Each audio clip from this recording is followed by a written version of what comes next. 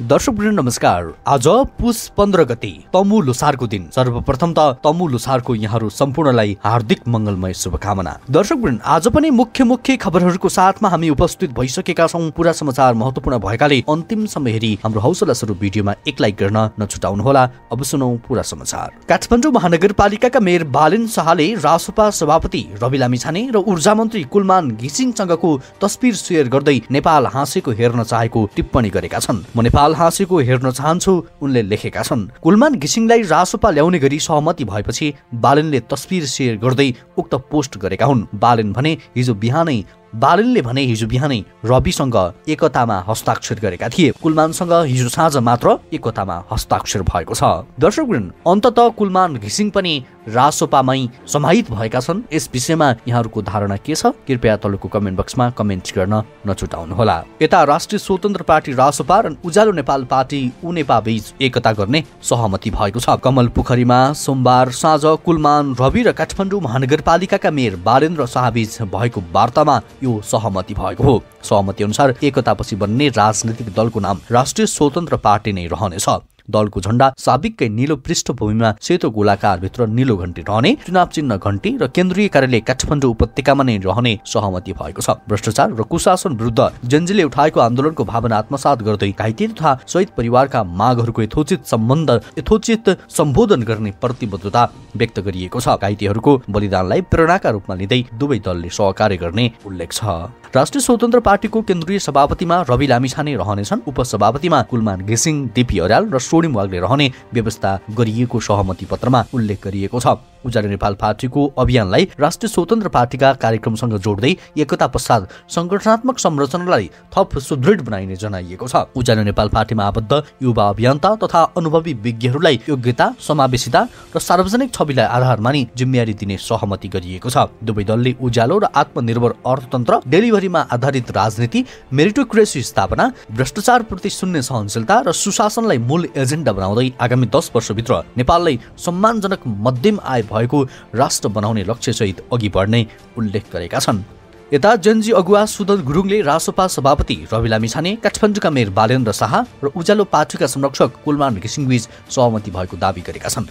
Online खबरसँग कुराकानी गर्दै उनले यस्तो सहमति भएको जानकारी गराएका हुन्। मैले तीनैजनालाई एउटै ठाउँमा राखेर सहमति गराएँ। सहमतिको ड्राफ्ट उहाँहरूले नै सार्वजनिक गर्नुहुन्छ उनले भनेका थिए। उनीहरू मिलेर निर्वाचनमा जाने सहमति भएको गुरुङले बताएका थिए। पार्टी सभापति रवि र प्रधानमन्त्रीको उम्मेद्वार बालेन हुने गरी यसअघि नै सहमति भइसकेको थियो। उक्त सहमतिमा असन्तुष्ट देखिएका कुलमानसँग पटक छलफल भएको थियो। सोमबार काठमाडौँमा उनीहरू बीच पुनः भएको छलफलमा सहमति जुटेको हो। त्यस्तै वर्गको प्रसङ्ग 1 महिना अघिका भिडन्त उन्मुख दृश्यहरू सम्झौं। काठमाडौँदेखि सिराहासम्मका घटनाहरू हेर्दा 21 फागुनको चुनावमाथि आशंका गर्ने ठाउँ थिए। प्रधानमन्त्री सुशीला कार्की स्वयंले 3 दलका शीर्ष नेताको मुख हेर्न मन नलागेको खुलस्तै भनेकी थिइन्। हिजो आज बालुवाटारमा केपी ओली, शेरबहादुर देउवा र प्रचण्डले डाकेर ब्ल्याक टी खाने कि ग्रिन टी वा अमेरिकानो कफी खाने भनेर उनीले सोधिरहेकी छिन्। सत्ताच्युत एमाले अध्यक्ष केपी शर्मा ओलीले अस्तिसम्म असंवैधानिक जगमा खडा भएको सरकारलाई चुनाव गराउने हक नरहेको आरोप लगाउँदै थिए। चुनाव होइन,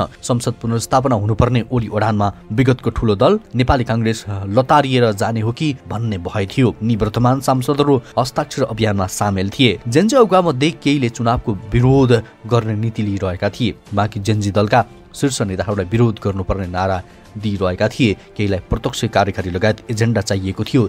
दलका नेताले जित्ने स्थिति आए चुनावको नतिजा नमान्ने सुदन गुरुङको अन्तर्वार्ता वा भाषणले धेरैको मथुङ्गल खलबलाइरहेको थियो। यी सबै परिस्थितिलाई निहालिरहेका न्यायालयका क्षेत्रकै अधिकारीहरू चुनाव नभए देश शून्यतामा जाने आकलन गर्दै थिए। यस्तो शून्यताको साक्षी बस्नुभन्दा विगतको संसद बिउतन सक्ने परिचर्चा चलिरहेको थियो। यही बहानामा देश भूराजनैतिक दाउपेचको शिकार बन्ने हो कि भन्ने चिन्ता सर्वत्र थियो। तर यी सबै परिचर्चा र आशंकालाई छेउ लगाउँदै अन्ततः राजनैतिक दलहरू सरकारको इच्छाशक्ति अनि निर्वाचन आयोगको कार्यतालिका पछ्याउँदै चुनावी माहौलमा सामेल भएका छन्। रासोपा र बालेनको एकताले थुप्रै जेनजीहरूलाई चुनाव लड्ने उत्साह थपिदिएको छ।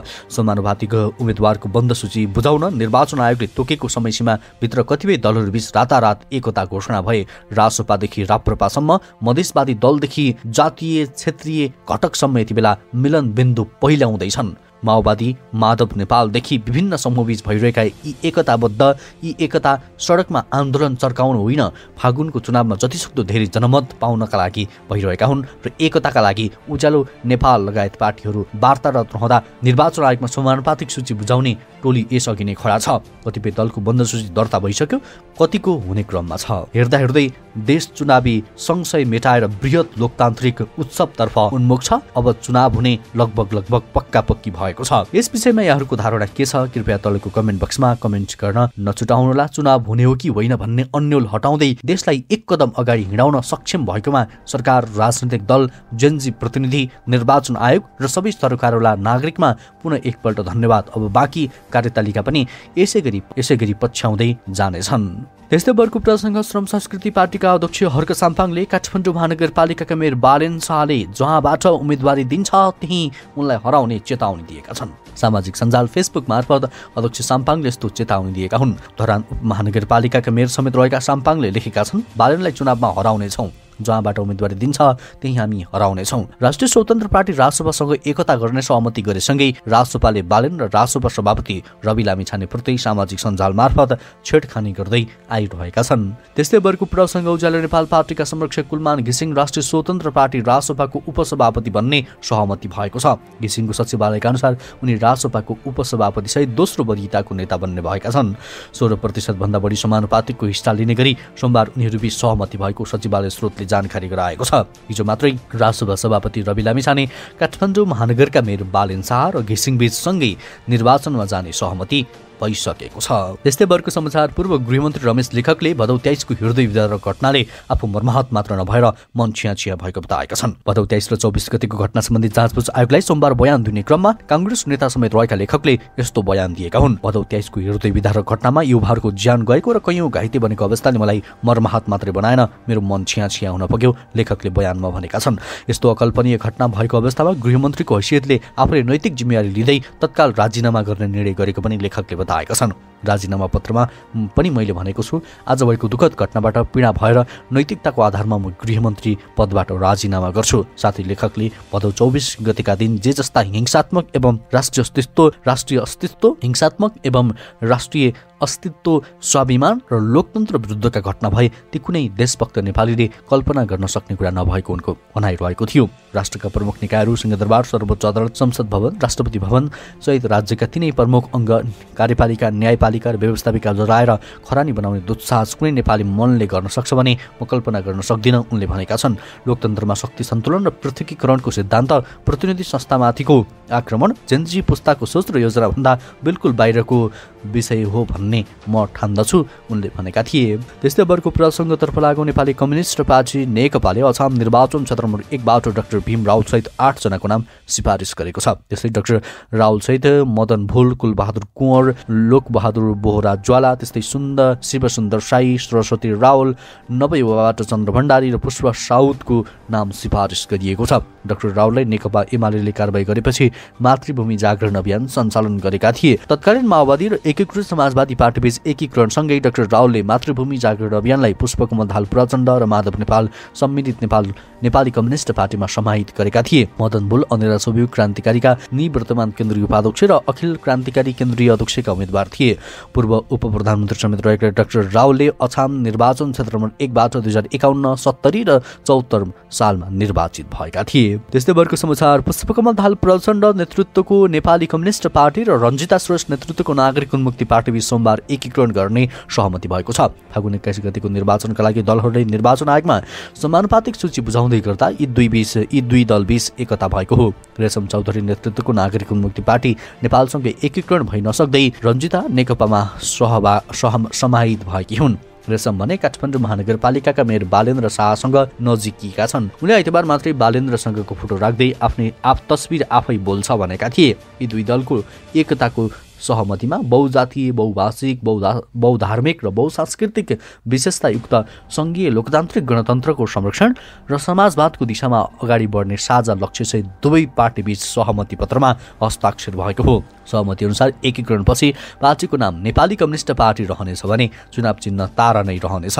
दुवै पार्टीबाट संघ प्रदेश र स्थानीय तहमा निर्वाचित जनप्रतिनिधि स्वत नेपाली कम्युनिस्ट पार्टीका सदस्य हुनेछन्।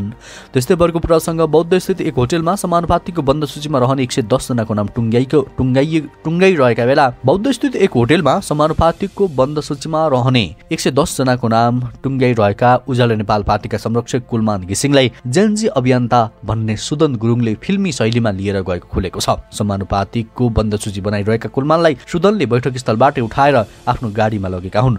उनले राष्ट्रिय स्वतन्त्र पार्टीका सभापति रवि लामिछाने र काठमाडौँ महानगरपालिकाका मेयर बालेन्द्र शाह भएको कमल पोखरी स्थित एक घरमा लगेको ती नेताले बताएका छन्।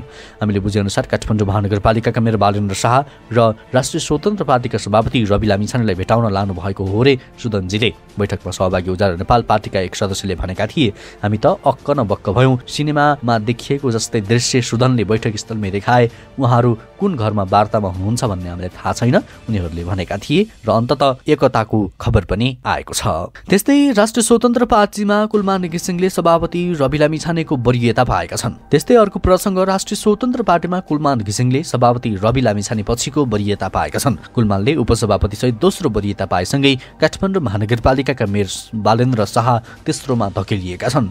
यस्तै राजसभामा कुलमानले समानुपातिकतर्फ आफ्ना 25% उम्मेद्वारहरू पठाउने पनि सहमति भएको छ। सहमतिको पत्र केही समयमा सार्वजनिक गर्न लागि छ। उज्यालो नेपालबाट 18 जनालाई समानुपातिक सूचीमा हालिनेछ। राज्यको अन्तिम प्रसङ्गतर्फ लागौं। रवि लामिछाने नेतृत्वको राष्ट्रिय स्वतन्त्र पार्टी राजसभाको प्रारम्भिक मतदानको परिणाम सोमबार सार्वजनिक गरिएको छ।